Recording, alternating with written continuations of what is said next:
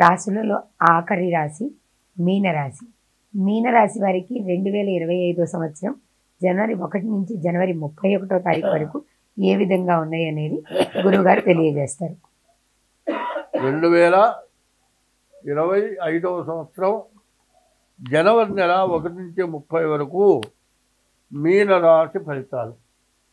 అయితే ఈ మీనరాశి వాళ్ళకి ఏలినాటి శని మొదటి భాగం, ద్వాదశంలో కుంభంలో ఉన్నటువంటి శని 2 సంవత్సరాల 3 నెలలు అయిపోయింది. ఇక ముందు రాబోయేది జన్మం. ఈ బాధ చెప్పడానికి వీల్లేదు. ఎట్లా ఉంటుందని జన్మం అనే దానికి అర్థం ఏంటంటే తల్లి కడుపులో మరి ఆ బాధ చెప్పేది కాదు. భగవంతుడిని దండం పెట్టుకుంటారట ఈ జన్మ ఎందుకు ఇచ్చామని. మరి మలమూత్రాలు మొత్తం కూడా నొట్టకపోతాయి సార్. అటువంటి పరిస్థితుల్లో తల్లి గర్భంలో ఉన్నవాడు ఎన్ని బాధలు పడతాడో ఈ జన్మంలో ఉండబోయే శని అంత బాధ పెడతాడు. మార్చి 30వ తారీఖు శని మీనానికి వస్తున్నాడు. ఈనాడు శని 2వ భాగం జరగబోతోంది. అయితే ఈ రాశి వాళ్ళకి రవి బుధులు ఏకాదశిలో ఉన్నారు. వ్యాపారస్తులకి చాలా బాగుంది. మరి బుధాదిత్య యోగం అంటారు. రవి బుధులు కలిసి ఉంటే బుధాదిత్య యోగం మంచి యోగం. తర్వాత శుక్రుడు కూడా ద్వాదశంలో మంచివాడు. వివాహం కావటానికి కానీ వ్యాపారానికి కానీ చాలా బాగుంది. కానీ ఈ రాశి వాళ్ళకి ఏలినాడు శని ఉన్నది కాబట్టి ఎప్పుడు కూడా జాగ్రత్త పడి ఉండడం మంచిది. కాబట్టి ఈ రాశి వాళ్ళు మీ జాతకాన్ని తప్పనిసరిగా చూపించుకోండి. మరి డేట్ ఆఫ్ బర్త్ ద్వారా కానీ హస్త సాముద్రిక ద్వారా కానీ మీ జాతకాన్ని చూపించుకోవడమే కాదు, మరి జాతకం వరకే ఆలోచిస్తున్నారు. జాతకం కాదు, ముందు ఇంట్లో భార్యని జాగ్రత్తగా చూసుకోవాలి. కలకంటి కంట కన్నీరులకిన సిరుయి నిలువనేరదు సుమతి అని చాలామంది భార్యని చాలా ఇబ్బంది పెడుతూ ఉంటారు. లెక్క చేయకుండా, ఇబ్బంది అంటే లెక్క చేయకుండా, మరి అది ఎగతాళిగా మాట్లాడినట్టే ఉంటుంది. కానీ అవతల వాళ్ళకి ముళ్ళు కాదు గడ్డపలుగుతో పడుతున్నట్టు ఉంటుంది. అది వీళ్ళకి సరదా. మరి చాలా బాధపడతారు. ఇటువంటి భార్యని బాధ పెట్టినా, తల్లిదండ్రులకు అన్నం పెట్టకపోయినా, తల్లిదండ్రులని బాధ పెట్టినా, పరస్త్రీలని వేధించినా ఈ రాశివాడు బయటపడటం చాలా కష్టం. మరి వాళ్ళ యొక్క ఉసురు కొట్టిందంటే మాత్రం వీళ్ళ బాధ చెప్పడానికి వీల్లేదు. కాబట్టి ఈ రాశివాడు బాగుండాలంటే ముందు మీ జాతకం చూపించుకోవటం ఎంతైనా మంచిది. రవి బుధులు ఇద్దరు కూడా కలిసి ఉన్నారు. బుధాదిత్య యోగం. రవి బుధులు కలిసి ఉంటే మంచి వ్యాపారం చేయడానికి చాలా బాగుంది. శుక్రుడు వల్ల వివాహాది శుభకార్యాలకి చాలా బాగుంది. ఇప్పుడు మనం చెప్పుకుంటోంది చివరి రాశి మీనరాశి. ఈ 12 రాశులకు కలిపి ఒక మంచి మాట చెప్పాలి అనుకుంటున్నా. ఏమిటయా అంటే ఆ మంచి ఏమిటో మనం బాగా ఆలోచించాలి. ఏమిటయా అంటే ఆడపిల్లలు తక్కువైనారు. వివాహం కావాలంటే ఆడపిల్లలు దొరకట్లేదు. ఈ వివాహం కాకపోవటం వల్ల మగవాళ్ళల్లో చాలామంది చేయరాని పనులు చేస్తున్నారు. దీనివల్ల చాలా సమస్యలు పెరుగుతూ ఉన్నాయి. తర్వాత ఎవరిని నేను విమర్శిస్తున్నానని మాత్రం అనుకోవద్దు. ఎందుకంటే ఎవరి మనస్సులో వాళ్ళు తెలుసుకోవడం కోసం చెబుతున్నా కానీ ఎవరిని ద్వేషించడమో, ఎవరిని బజార్న పెట్టడమో ఇట్లాంటి ఉద్దేశంతో మాత్రం నేను చెప్పటం లేదు. అయితే ఇట్లా చేసుకొని ఏమవుతున్నారు, కోర్టుకెక్కుతున్నారు. కోర్టుకెక్కిన తర్వాత డైవర్స్ రావట్లేదు, విడాకులు రావట్లేదు. ఎన్ని సంవత్సరాలకి విడాకులు రావట్లేదు.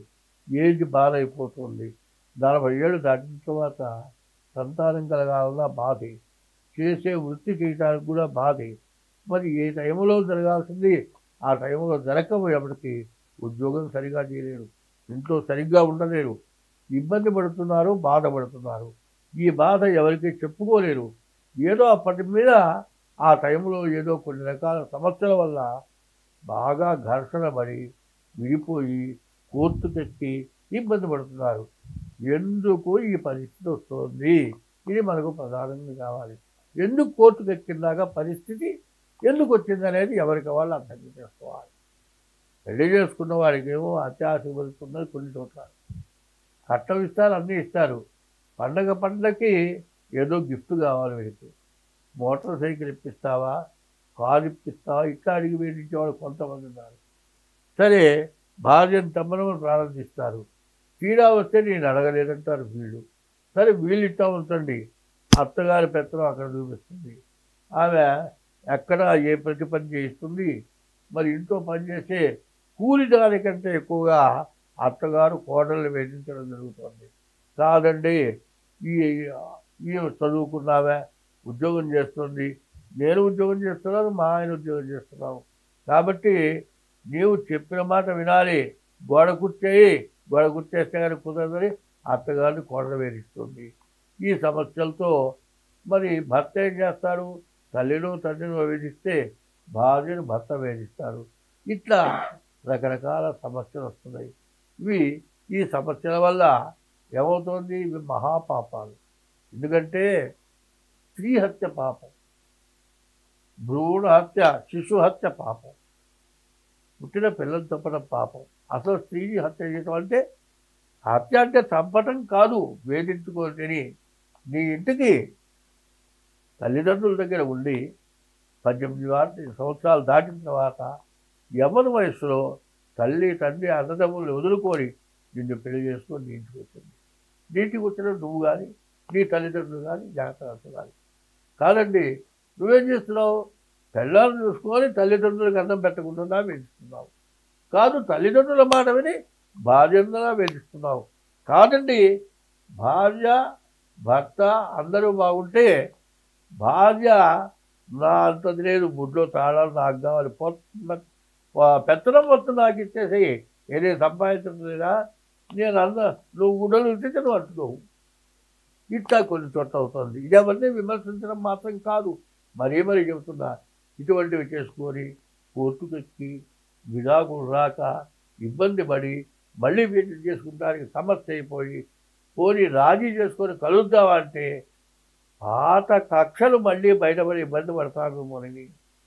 మరి రాజీ చేసుకోలేక, మరి విడాకులు రాక, పెళ్ళి కాక, చదువు ఉండి, సంస్కారం ఉండి, ఉద్యోగం ఉండి, అన్నీ ఉండి ఎన్ని బాధలు పడుతున్నారో అందరూ ఆలోచించుకోవాల్సిన అవసరం చాలా ఉంది. లాయర్లను గదిలించండి. మా దగ్గరకు వచ్చేవాళ్ళు కానీ ఎవరేం చెబుతున్నారు? వివాహ వ్యవస్థలో సమస్యలు ఎక్కువైపోయినాయి. దీనివల్ల అందరూ కోర్టుకు ఎక్కుతున్నారు. దీనివల్ల చదువుకోని ఉద్యోగం రాని వాళ్ళు ఉద్యోగం రాక ఇబ్బంది పడుతూ ఉంటే, చదువుకోని ఉద్యోగం వచ్చిన వాళ్ళు భార్యాభర్తలు విడబడిపోయి ఇబ్బంది పడుతున్నారు. ఇటువంటి సమస్యలు రావటానికి ఎవరికి వాళ్ళే కారకులు అయిపోతున్నారు. ఇప్పుడు 2 చేతులు ఒక చేయి కొడితే శబ్దం వస్తుంది, ఒక చెయ్యి ఎంతసేపు ఊపినా శబ్దం వస్తుందా? రాదు. కాబట్టి ఎవరైనా సరే వివాహ వ్యవస్థలో వివాహం అయిన తర్వాత భార్యాభర్తలు ఒక సంతానం కలిగేటంత వరకు అత్తమామలు కానీ, భర్త కానీ, కోడలు కానీ, మరి కోడలు తాలూకు పుట్టింటి వాళ్ళు కానీ ప్రశాంతంగా ఉండి ఎటువంటి సమస్యలైనా సరే ఓర్చుకొని 1-2 సంతానం కలిగిందాక ఓర్చుకుంటే ఆ కుటుంబాలు ఎంతో సుఖ సంతోషాలతో ఉంటాయి. కాబట్టి దంపతులు అంటే ఆది దంపతులు అన్నారు. వయస్సు ముదిరి పెద్దవాళ్ళు అయినటువంటి వాళ్ళు పార్వతీ పరమేశ్వరులతో సమానంగా దండం పెడతారు. మరి ఈ అత్తగారైన వాళ్ళు కోడల్ని కన్న బిడ్డ కంటే ఎక్కువగా చూడాల్సిన బాధ్యత అత్తగారికి ఉంది. కోడలకు కూడా జన్మనిచ్చిన తల్లిదండ్రులు 18 ఏళ్ళు 20 ఏళ్ళు పెంచారు. ఇక్కడి నుంచి చివరిదాకా ఈ కోడల్ని అత్తమామలు చూడాలి, ఈ కోడలు కూడా తల్లిదండ్రులాగా చూడాలి. మరి భార్యను కూడా భర్త ఎంతో జాగ్రత్తగా చూడాలి. ఎప్పుడు కూడా ఆడవాళ్ళని తల్లిని బాధ పెట్టినా, తండ్రిని బాధ పెట్టినా, భార్యని బాధ పెట్టినా, ఆఖరి తోబుతుని బాధ పెట్టినా స్త్రీ హింస మహాపాపం. ఈ స్త్రీ హింసే కాదు, వృద్ధులు పెద్దవాళ్ళని బాధించడం ఇంతకంటే మహాపాపం. కాబట్టి ఎవరైతే కంటెంబడి నీళ్ళు వస్తాయో ఒక ఇంట్లో ఆడగాని మగ కానీ ఇంట్లో చాటునైనా సరే చెప్పుకోలేకనైనా సరే మరి కళ్ళమ్మడి నీళ్ళు వచ్చి దుఃఖపడుతూ ఉంటే చిన్నపిల్లలు ఏడిస్తే లాభం దోషం లేదు కానీ పెద్దవాళ్ళలో తల్లిదండ్రులు కానీ భార్య కానీ భార్య వల్ల భర్త కానీ అత్త వల్ల కోడలు కానీ కోడల వల్ల అత్త కానీ ఎవరైనా సరే ఏడుస్తూ ఉన్నారంటే ఆ ఇల్లు ఆ రోజుకి పనికి రాకుండా నీచ స్థితికి వచ్చి దిక్కులేని వాళ్ళుగా బాధలు పడతారు అనేది ధర్మశాస్త్రాలు చెప్తున్నాయి. ఎందుకంటే ఎవరిని విమర్శించడానికి మాత్రం నేను చెప్పటం లేదు.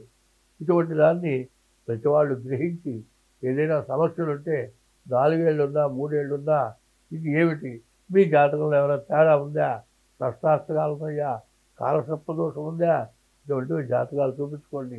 జాతక రీత్యా మీకు ఏది బాగుండకపోతే మళ్ళీ కలయమని చెప్పడానికి కూడా మా పుట్టి వాళ్ళని చెప్పగలుగుతాం. విడిపోయే పరిస్థితి ఉందా అది కూడా చెప్పగలుగుతాం. కానీ విడిపోయే పరిస్థితి ఉన్నా కూడా మరి మన హిందూ ధర్మంలో ఒక భార్యకు ఒకటే భర్త, ఒక భర్తకి ఒకటే భార్య. కాబట్టి శాస్త్రం ఉంటుంది, మూడు పిల్లం పొట్టాడుకున్నారట, చివరికి ఏమైంది ఒక సంతానం కలిగారట. వీళ్ళ తగాదాకి బిడ్డ పుట్టిన పిల్లవాడు అడ్డం వచ్చారట, వాడిని బావిలో పడేసి విడబడిపోయినారట. ఏమిటా అడ్డం అంటే పిల్లాడు అడ్డం. మరి పిల్లాడు చంపుకున్నారు. ఇటువంటి పని చేస్తే ఎంత పాపమో ఆలోచించండి. ఇది ధర్మాన్ని మనం రక్షించగాలి. మన హిందూ ధర్మం ఎప్పుడు కూడా ఎక్కడ శుభకార్యం జరిగినా భార్యాభర్తలు ఇద్దరు కలిసి నూతన దంపతుల్ని కానీ కనీసం ఏదైనా శుభకార్యం చేసుకునే వాళ్ళని కానీ భార్యాభర్త ఇద్దరు కలిసి పెట్టి అక్షతలు వేసి ఆశీర్వదించడం మన ధర్మం. కాబట్టి భార్యాభర్తలు మరి బ్రహ్మ విష్ణు మహేశ్వరులు, పార్వతీ పరమేశ్వరులు, లక్ష్మీ విష్ణు దేవతలు బ్రహ్మ సరస్వతులుగా భావించి నమస్కారం చేస్తారు, ఆశీర్వదిస్తారు. ఈ దంపతుల్లో తేడా రాకూడదు. తల్లి బిడ్డల్లో అత్తామామల్లో ఇటువంటి తేడాలు రావటం వల్లే మార్పు వస్తుంది. వివాహం కాక ఇబ్బంది పడేవాళ్ళు వివాహం కాక ఇబ్బంది పడుతున్నారు.